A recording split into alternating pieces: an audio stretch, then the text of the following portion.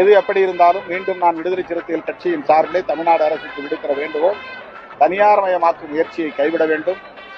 தமிழ்நாடு முழுவதும் மாநகராட்சிகளில், நகராட்சிகளில், பேரூராட்சிகளில், ஏன் ஊரக அமைப்புகளில் பணியாற்றக்கூடிய தூய்மை பணியாளர்கள் அனைவரையுமே அரசு ஊழியர்களாக ஆக்க வேண்டும். அவர்களை தனியார் வசம் ஒப்படைக்க கூடாது என்று விடுதலை சிறுத்தைகள் கட்சி வேண்டுகோள் விடுக்கிறது.